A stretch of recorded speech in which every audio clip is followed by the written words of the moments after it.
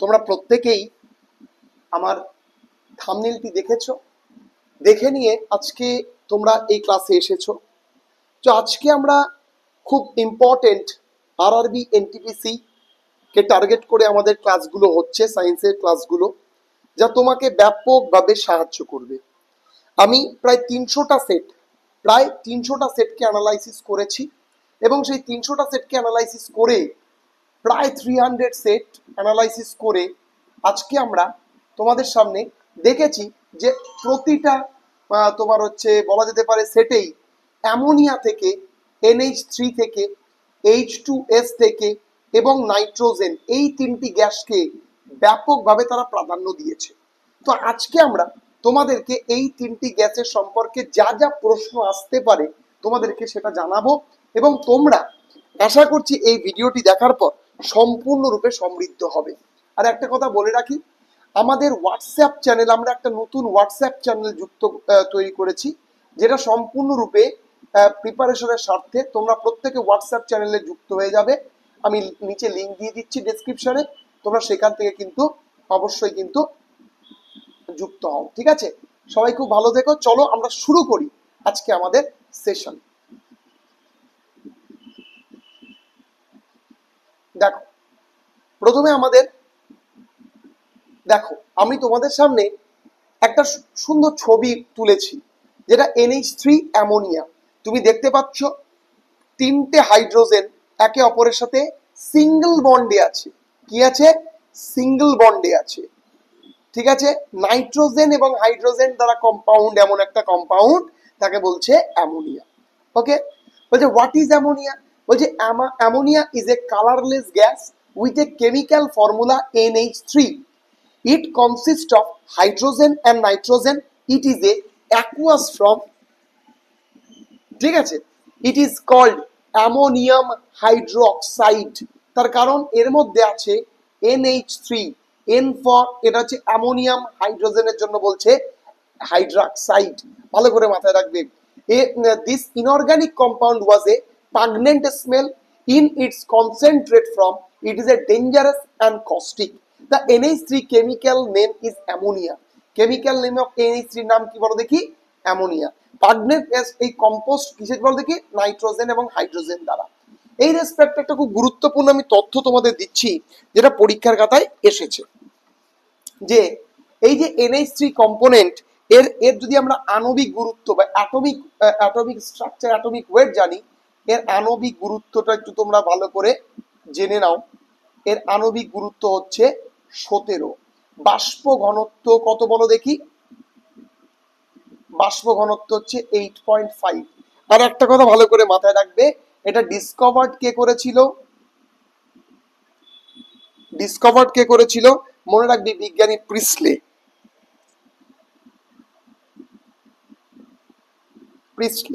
আর তোমার হচ্ছে এর তোমার হচ্ছে বলা যেতে পারে সংকেত, তাহলে কে দিয়েছিল? বিজ্ঞানী Davy.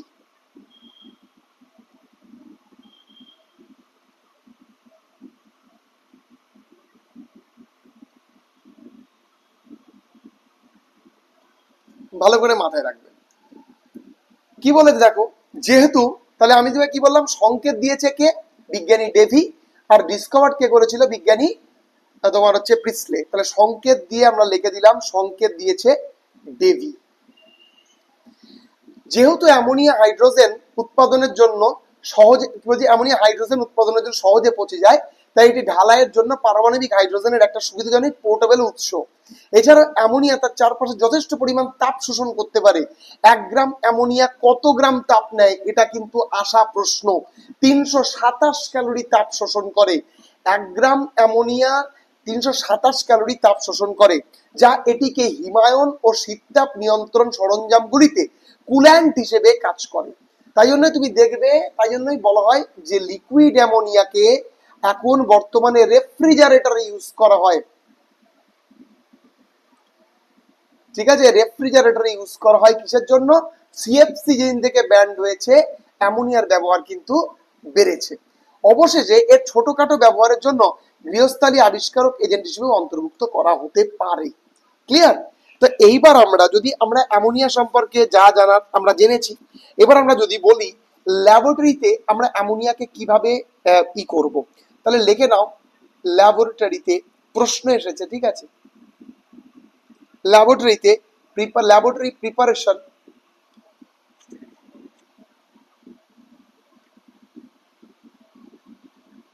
Of ammonia of NH3। এর জন্য তোমাকে কোন কোন কম্পাউন্ডকে ফলো করতে হবে? এর জন্য তোমাকে 1 নম্বর কম্পাউন্ডকে ফলো করতে হবে NH4Cl, এবং 2 নম্বর কম্পাউন্ডকে ফলো করতে হবে CH4, এবং এদের যে রেশিও হবে ভালো করে লিখে নাও, এদের রেশিও হবে 1:3। প্রশ্ন কিন্তু এসেছে, তার কারণ এইখানে এখানে কি হচ্ছে, এইখানে যে ঘটনাটা ঘটছে সেটা হচ্ছে বিক্রিয়াটা বা রিয়াকশনসটা যদি আমরা লেখার চেষ্টা করি, এখানে রিয়াকশন কোনটা, রিয়াকশন উঠে আসবে এইটা, যে 2NH4Cl প্লাস CaOH হোল 2, ঠিক আছে, এখান থেকে উৎপন্ন হচ্ছে 2NH3 plus CaCl2 plus 2H2 plus. ভালো করে মাথায় রাখবে এইটুকুটা, একবারে খুবই কনসেপ্ট, তোমাকে এটা ভালো করে নিতে হবে, ঠিক আছে। এইবার দেখো আমি যদি তোমাকে বলি যে দেখো অ্যামোনিয়াকে শনাক্তকরণ, অ্যামোনিয়াকে শনাক্তকরণ আমরা কিভাবে করতে পারবো? দেখো আমরা অ্যামোনিয়াকে শনাক্তকরণ অনেক উপায়ে করা যেতে পারে, তবে আমরা শনাক্তকরণের আগে আগে একটা ওয়ার্ড জানি, লাইকার অ্যামোনিয়া কি, লাইকার অ্যামোনিয়া আমাদের জানতে হবে, এটা প্রশ্ন এসেছিল লাইকার অ্যামোনিয়া কি। তুমি লিখে নাও লাইকার অ্যামোনিয়া যখন বলছে, দেখো উচ্চ চাপে NH3 কে যখন একটি কি বলো দেখি বোতলে রাখা হয় তখন তাকে লাইকার অ্যামোনিয়া বলে।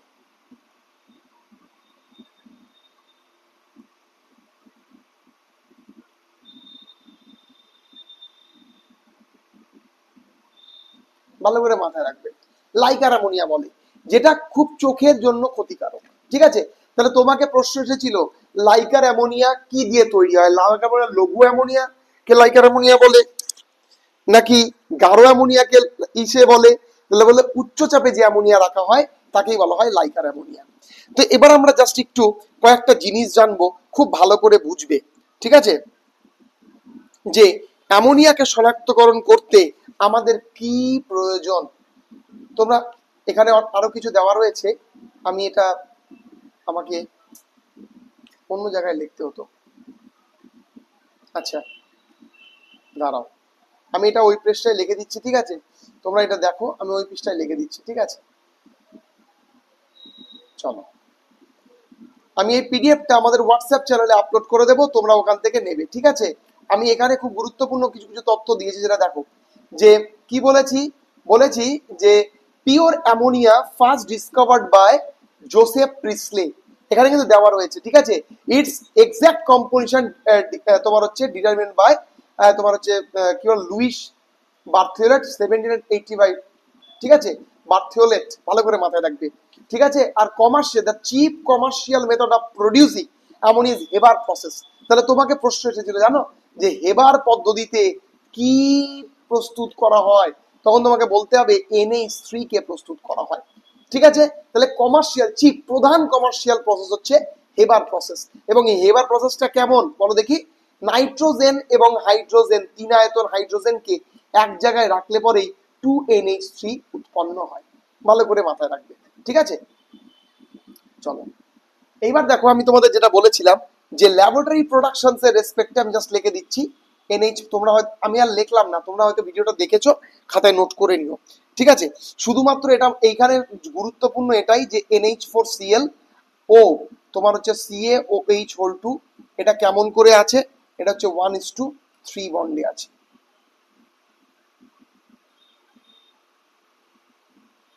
ঠিক আছে, ভালো করে মাথায় রাখবে। এখানে যে রিয়াকশনসটা হচ্ছে সেই রিয়াকশনসটা হচ্ছে NH4Cl প্লাস CaOH হোল 2, সেখানে 2NH3 CaCl2 2H2O, ব্যাস, যেখানে NH3 হচ্ছে অ্যামোনিয়া। ব্যাস, এটা আমি তোমাদের বলেছি। এইবার আমরা যদি আমি তোমাকে বলি টেস্ট অফ অ্যামোনিয়া, অ্যামোনিয়ার টেস্ট বলতে টেস্ট অফ অ্যামোনিয়া। অ্যামোনিয়াকে টেস্ট করতে আমাদের কি দরকার জানো? কি দরকার? সেই রিয়েজেন্টটাও খুব গুরুত্বপূর্ণ একটা রিয়েজেন্ট, সেটা হচ্ছে K2HgI4। এটা হচ্ছে ক্ষারীয় পটাশিয়াম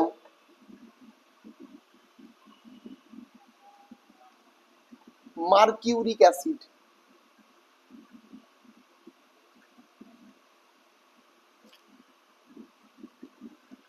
ক্ষারীয় পটাশিয়াম মার্কিউরিক অ্যাসিড, ঠিক আছে? Very very important. এবং তার কারণ হচ্ছে এটা কি হয়ে যায়, একে বলা হয় নেসলার দ্রবণ। কি বলা হয়? নেসলার দ্রবণ। কেমন হয়ে যায়? তামাটে হয়ে যায়, তামাটে হয়ে যায়।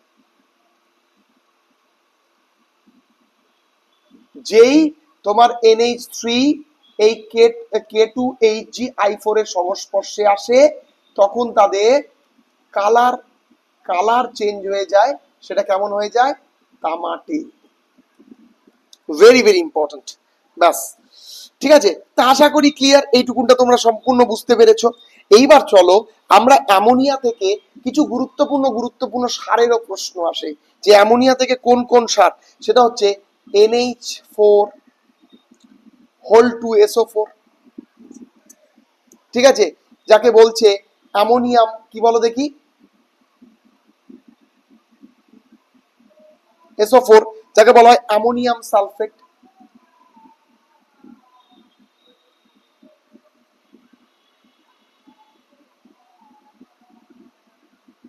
সালফেট। তারপর বলেছে ammonium phosphate NH4 whole 2PO4, কি বলো দেখি, অ্যামোনিয়াম ফসফেট।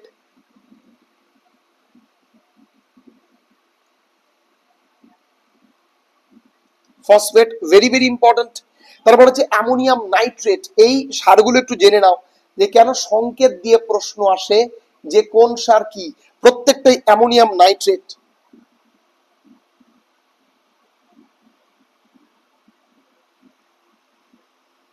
অ্যামোনিয়াম নাইট্রেট, জানো এই সারগুলো প্রত্যেকটাই এর র ম্যাটেরিয়াল আমরা যদি বলি, এর র ম্যাটেরিয়াল কি বলো দেখি, NH3 কম্পাউন্ড। মাইন্ড ইট, তোমাকে এখান থেকে কিন্তু ভালো করে জানতে হবে।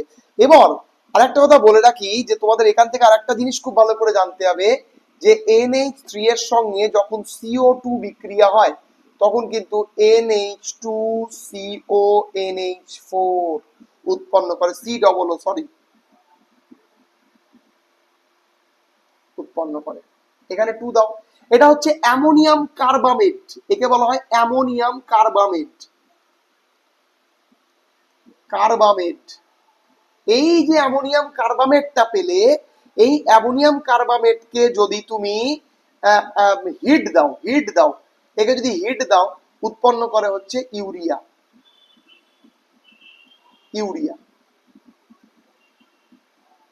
বলো, দেখো আমি এত এত ইনফরমেশন গুলো দিচ্ছি, তার কারণ তোমার কাছে যাতে পর্যাপ্ত পরিমাণে জিনিসগুলো থাকে, না হলে কিন্তু হবে না। অ্যামোনিয়াম কার্বামেট, অ্যামোনিয়াম কার্বামেটকে যখনই তুমি উত্তপ্ত করবে, উত্তপ্ত হয়ে গেল হচ্ছে ইউরিয়া, তৈরি হয়ে গেল ইউরিয়া। এগুলো তোমাকে একটা প্রশ্ন তুলে তুলে দিয়েছে, এই জন্যই এত ডিসকাশন, এই জন্যই এত বলা। ঠিক আছে, আশা করি বুঝতে পেরেছো। চলো চলে যাব আমরা পরবর্তী স্লাইডে। তো আমার কাছে যা ছিল আমি সম্পূর্ণ তোমাদের দিয়ে ফেলেছি। এবার আমরা কি জানবো? এবার আমরা জানবো হচ্ছে হাইড্রোজেন সালফাইড। তো চলো হাইড্রোজেন সালফাইডটাকে একটু ভালো করে জেনে নেই। হাইড্রোজেন সালফাইডটা দেখতে দেখো, দুটো এখানে একটা এস বন্ড আছে, এখানে একটা এস বন্ড সালফার বন্ড আছে, এখানে হাইড্রোজেন বন্ড আছে, এখানে একটা হাইড্রোজেন বন্ড আছে। এই জন্যই এর সংকেতটা হয়ে যাচ্ছে H2S। Very very important. Hydrogen sulphide H2S, বুঝেছো? দেখো হাইড্রোজেন সালফাইড থেকে বিস্তারিত তথ্য যদি আমরা বলতে চাই, আমাদের চলে আসবে, দেখো এটি বর্ণহীন দাহ্য বিষাক্ত গ্যাস, যা পচা ডিমের মতো গন্ধযুক্ত। এটিকে নর্দমা গ্যাস বলা হয়, একে সোয়াম্প গ্যাস বলা হয়, দুর্গন্ধযুক্ত স্যাঁতস্যাঁতে এবং টক স্যাঁতস্যাঁতে নামেও পরিচিত। বিভিন্ন রকম নাম আছে ভাই, ভালো করে বোঝো। এটি বর্ণহীন দাহ্য বিষাক্ত গ্যাস, পচা ডিমের মতো গন্ধ। এটি নর্দমা গ্যাস, সোয়াম্প গ্যাস, দুর্গন্ধযুক্ত স্যাঁতস্যাঁতে টক স্যাঁতস্যাঁতে নামেও পরিচিত। ভালো করে মাথায় রাখবে, তাহলে কিন্তু তোমাদের সম্পূর্ণরূপে এই কনসেপ্টটা ক্লিয়ার হয়ে যাবে। ঠিক আছে, তোমাকে এটা দিয়ে প্রশ্ন আসবে যে পচা ডিমের মতো গন্ধযুক্ত গ্যাস কোনটি, নিম্নলিখিত প্রশ্ন কিন্তু তোমাকে জানতে হবে। কি বলেছে? Hydrogen sulphide is slightly denser than air. Hydrogen sulphide কিন্তু বাতাসের থেকে সামান্য ভারী। A mixture of HCl and air can be explosive. যখন HCl এবং এয়ার একসাথে মেশানো যায় তখন কিন্তু এক্সপ্লোজিভ মানে বিস্ফোরণ ঘটতে পারে। আর একটা কথা বলে রাখি যে হাইলি সলিউবল ইন ওয়াটার।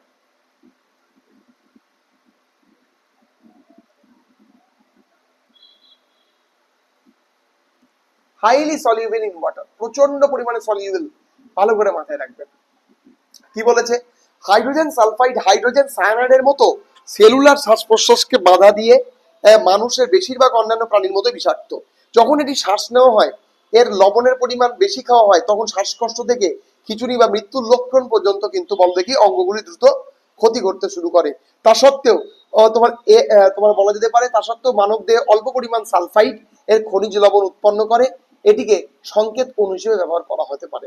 ঠিক আছে, এর মধ্যে কি কি দেওয়া রয়েছে? যে হাইড্রোজেন সালফাইড হাইড্রোজেন সায়ানাইডের মতো সেলুলার শ্বাস প্রশ্বাসকে বাধা দিয়ে মানুষের বা প্রাণীর ক্ষতি করতে পারে।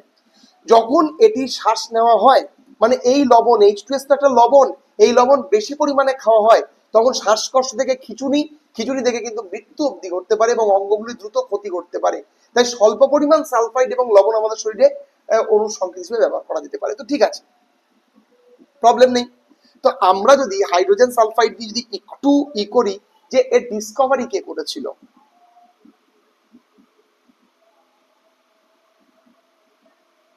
এর ডিসকভারি কে করেছিল? এর ডিসকভারি করেছিল বিজ্ঞানী সিলে। কে বলো দেখি? বিজ্ঞানী সিলে। ব্যাস। এবং এটা মনে রাখবে সে হচ্ছে খুবই গুরুত্বপূর্ণ 1777 খ্রিস্টাব্দে। ঠিক আছে, এবং এর আণবিক গুরুত্বটাও জেনে নেবে। এই আণবিক গুরুত্ব থেকেও কিন্তু প্রশ্ন অনেক সময় দিয়ে দেয়। এই আণবিক গুরুত্ব মনে রাখবে 34, বাষ্প ঘনত্ব 17। ঠিক আছে, এবং এইখানে কম্পোনেন্ট কোন তোমার হচ্ছে প্রডিউসিং কম্পোনেন্ট কি কি বলো দেখি? প্রডিউসিং কম্পোনেন্টের মধ্যে প্রথমেই চলে আসে হচ্ছে ফেরাস সালফেট।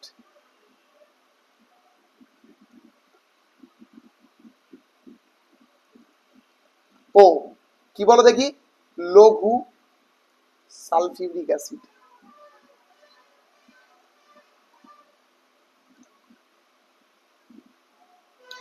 কেমন?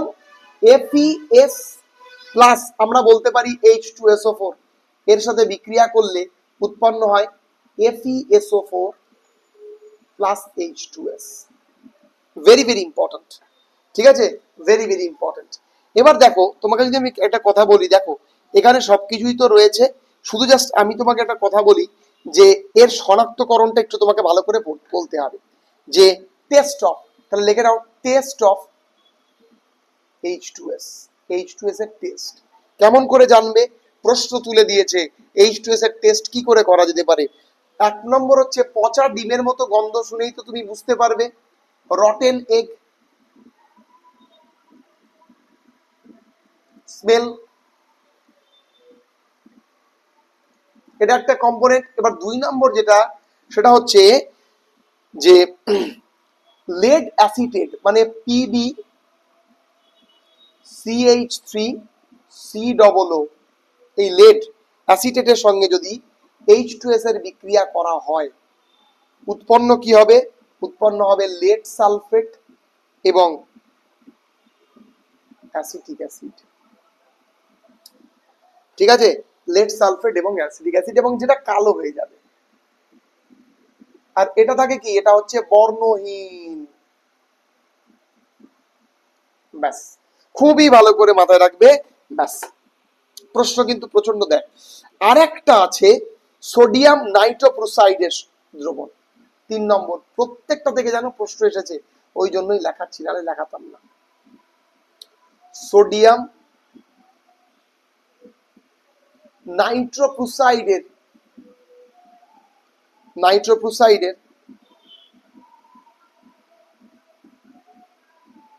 দ্রবণ থেকেও কিন্তু এফইএস এর তোমার কি বলে H2S এর সংস্পর্শে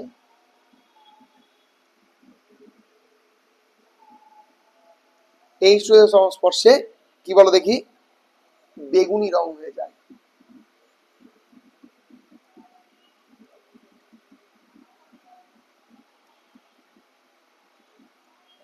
বেগুনি রং হয়ে যায়। যেমন আমি কি বলতে পারি, যেমন হচ্ছে Na2FeCN2 বা CN5NO। ব্যাস, ভালো করে মাথায় রাখবে। এইটা জাস্ট তুলে দিয়েছে, তুলে দিয়ে বলছে এই কম্পোনেন্টটা ডিফিকাল্ট করছে। দেখো এখানে কিন্তু প্রিলি এবং মেন আমি দুটোকে কনসাল্ট করেই পড়াচ্ছি। মেনের কিন্তু এই প্রশ্নটা এসেছিল যে সোডিয়াম নাইট্রোক্লোরাইডের সংস্পর্শে H2S আসলে কেমন রং হয়ে যায়, তখন বলতে হয় বেগুনি রং হয়ে যায়। এই কনসেপ্টটা তোমাকে একটু ভালো করে জানতে হবে। চলো পরবর্তী গ্যাসে চলে যাব। আশা করছি সবাই বুঝতে পেরেছো। কারো কোনো ডাউট থাকলে তোমরা আমাকে অবশ্যই কমেন্টে জানাবে। আমি ডেফিনেটলি তোমাদের প্রত্যেকের কমেন্ট কিন্তু রিপ্লাই করব। এবং ভালো লাগলে অবশ্যই এই ভিডিওগুলি সবার মধ্যে শেয়ার করে দেবে, যাতে তোমাদের মানে বলা যেতে পারে যাতে তোমাদের কাজে লাগে। এবং আমি বলবো প্রত্যেকে তোমরা যারা যারা এই ক্লাসটি দেখছো, তোমরা অবশ্যই আমাদের হোয়াটসঅ্যাপ চ্যানেলে যুক্ত হও। ডেসক্রিপশনের লিঙ্ক থাকলো, সেখান থেকে হোয়াটসঅ্যাপ চ্যানেলে যুক্ত হও। আমি সেখানে সম্পূর্ণরূপে তোমাদেরকে গাইড করব। দেখো এবার আমরা জানবো নাইট্রোজেন। নাইট্রোজেন কি? নাইট্রোজেন হচ্ছে দুটো কম্পাউন্ড ট্রিপল বন্ডে থাকে। কি বলো দেখি? ট্রিপল বন্ড থাকে, এদের মধ্যে ট্রিপল বন্ড বর্তমান। তো তোমাকে বলতে পারে ত্রিবন্ধন সৃষ্টিকারী কোন গ্যাস, নিম্নলিখিত কোন গ্যাসটি ত্রিবন্ধন সৃষ্টিকারী? তোমাকে বলতে হবে নাইট্রোজেন। এর পার্সেন্টেজ ইন এয়ার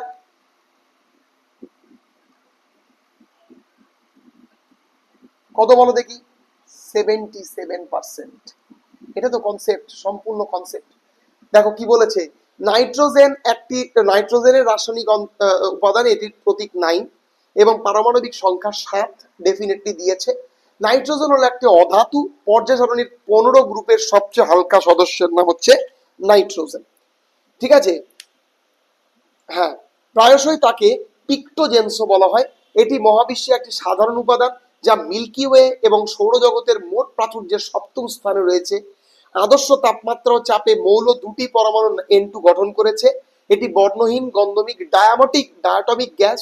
নাইট্রোজেন পৃথিবীর বায়ুমণ্ডলে 78% গঠন করে এবং এটি বায়ুতে প্রচুর পরিমাণে রাসায়নিক প্রজাতি তৈরি করে। নাইট্রোজেন যৌগ অস্থিরতার কারণে পৃথিবীর কঠিন অংশে নাইট্রোজেন তুলনামূলকভাবে বিরল।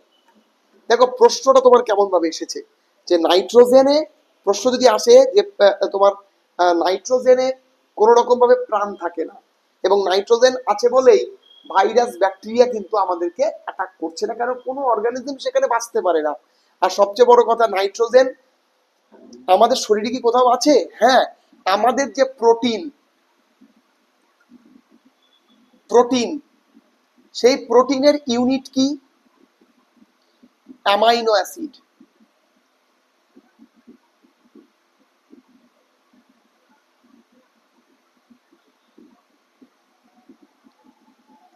Amino acid. এই অ্যামিনো অ্যাসিডের কম্পাউন্ড গুলো কি বলো দেখি? প্রোটিন গঠিত। ভালো করে মাথায় রাখবে, এই যে প্রোটিন কম্পাউন্ডটা তোমরা পড়লে, আমি যে কথাটা বললাম, কথাটা খুব ভালো করে মাথায় রাখবে, যে এটা লিখে নাও খাতার মধ্যে, এখানে কিন্তু স্লাইড আছে, এখানে কিন্তু মিটে যাবে। ঠিক আছে? প্রোটিনের অন্যতম প্রধান কম্পাউন্ড হচ্ছে অ্যামাইনো অ্যাসিড। অ্যামাইনো অ্যাসিড হচ্ছে ইউনিট, আর এটার মধ্যে মেন কম্পোনেন্ট আছে, এটা হচ্ছে N2, নাইট্রোজেন কম্পাউন্ড। তো তোমাকে প্রশ্ন আসতে পারে অ্যামাইনো অ্যাসিডের প্রধান যৌগটির নাম কি? নাইট্রোজেন। অ্যামাইনো অ্যাসিড কার একক, প্রোটিনের একক, এগুলো তোমাকে সম্পূর্ণরূপে জানতে হতে পারে। ঠিক আছে, আমি এগুলো বলে দিলাম। এখানে একটা স্লাইড আসবে, সেই স্লাইডটা ভালো করে দেখো। কি স্লাইডটাতে কি বলছে? বলছে নাইট্রোজেন সার্কেল। তুমি নাইট্রোজেন সার্কেল, যখন তুমি নাইট্রোজেন সার্কেল সম্পর্কে আমি তোমাকে বলবো, দেখো আমি তোমাকে একটা কনসেপ্ট দিচ্ছি। নাইট্রোজেন সাইকেলে কি হয় জানো তো? পরিবেশের নাইট্রোজেন অক্সিজেন যুক্ত হয়, বিদ্যুৎ ক্ষরণ যখন হয় তখন হয় নাইট্রাস অক্সাইড উৎপন্ন করে, এবং এই নাইট্রাস অক্সাইড অক্সিজেনের সঙ্গে যুক্ত হয়ে কি উৎপন্ন করে? উৎপন্ন করে হচ্ছে নাইট্রোজেন ডাইঅক্সাইড। সেই নাইট্রোজেন ডাইঅক্সাইড জলের সাথে বিক্রিয়া করে কি উৎপন্ন করে বলো দেখি? নাইট্রাস অ্যাসিড এবং নাইট্রিক অ্যাসিড। নাইট্রাস অ্যাসিড এবং নাইট্রিক অ্যাসিড ভালো করে মাথায় রাখবে, এগুলো কিন্তু প্রকৃতিতে নেমে প্রকৃতির সম্পূর্ণরূপে কিন্তু কি বলো দেখি, আমাদের যে ভূমি রয়েছে ভূপৃষ্ঠের উর্বরতা বৃদ্ধির জন্য দায়ী। তাহলে প্রকৃতির নাইট্রোজেন মাটিতে আসছে, সেই অ্যামাইনো তোমার হচ্ছে কি রূপে? অ্যাসিড রূপে। তাহলে এখানে প্রশ্ন এটাই এসেছে, প্রকৃতির নাইট্রোজেন কি রূপে ভূপৃষ্ঠে আসে, বা বায়ুমণ্ডলের নাইট্রোজেন কি রূপে ভূপৃষ্ঠ আসে? তোমাকে বলতে হবে সেটা অবশ্যই কি রূপে বলো দেখি? অ্যাসিড রূপে। Component main. তো তোমাকে এখানে আবার বুঝতে হবে, এই যে এর মধ্যে থাকা যে তোমার হচ্ছে নাইট্রিক অ্যাসিড, একে আবার নাইট্রোজেনে ট্রান্সফার করে, এই দেখো ব্যাকটেরিয়া। তারপরে আবার হয় অ্যামাইনোফিকেশন, তারপরে হবে নাইট্রোজেন ফিক্সিয়েশন, আবার ট্রান্সফার হয়। তাহলে নাইট্রোজেন ফিক্সিয়েশন আমরা সবাই জানি, বিভিন্ন অ্যামাইনোফিকেন্ট, ডিনাইট্রিফিকেন্ট, বিভিন্ন নাইট্রোব্যাসিলাস, বিভিন্ন রকমের ব্যাকটেরিয়া আছে যারা কন্টিনিউয়াস কিন্তু এই কাজটা করছে। এবার ভূপৃষ্ঠের যে নাইট্রোজেনকে সেটাকে আবার বায়ুমণ্ডলে ট্রান্সফার করছে। তো নাইট্রোজেন সাইকেলের প্রথম প্রশ্নটা, যে জন্য তোমাকে এটা পড়ানো, যে নাইট্রোজেন সাইকেলের মধ্যে নাইট্রোজেন ভূপৃষ্ঠ নেমে আসে কি রূপে? অ্যাসিড রূপে। অ্যাসিড থেকে কিসে ট্রান্সফার হয়? নাইট্রেট। নাইট্রেট থেকে অ্যামোনিয়ায়, অ্যামোনিয়া থেকে নাইট্রোজেন বা অ্যামাইনোফিকেশন, অ্যামোনিফিকেশন থেকে নাইট্রিফিকেশন, নাইট্রিফিকেশন থেকে আমাদের কি হয়ে যায়? নাইট্রোজেন ফিক্সিয়েশন ব্যাকটেরিয়া, যেটা ডিরেক্ট অ্যাটমসফিয়ারে ছেড়ে দেয়। তো এই কনসেপ্টগুলো, এই ছবিটা ভালো করে বোঝো, এটার জীবন বিজ্ঞানের অংশ। আমি জাস্ট যেহেতু নাইট্রোজেনের মধ্যে এটা আছে, আমি জাস্ট এটা একটু আলোচনা করে দিলাম। আমি জীবন বিজ্ঞানে যে যখন পড়াবো তখন সেটা কমপ্লিটলি আমি সেখানে অ্যানালাইসিস করে দেব। ঠিক আছে, তো আমি আজকে 3টে গ্যাস নিয়ে আলোচনা করলাম, সর্বোত্তম আলোচনা করার চেষ্টা করলাম যাতে কোনো রকম কোনো কনফিউশন না থাকে। তোমাদের কোনো ডাউট থাকলে অবশ্যই তোমরা জানিও, অবশ্যই বন্ধু বান্ধবের মধ্যে ক্লাসটি শেয়ার করো। কোনো ডাউট থাকলে, কোনো অবজেকশনস থাকলে তোমরা আমাকে হোয়াটসঅ্যাপ করতে পারো, হোয়াটসঅ্যাপ চ্যানেলে যুক্ত হতে পারো, ডেসক্রিপশনে লিঙ্ক আছে। সবাই খুব ভালো থেকো, সুস্থ থেকো, দেখা হবে পরবর্তী ক্লাসে।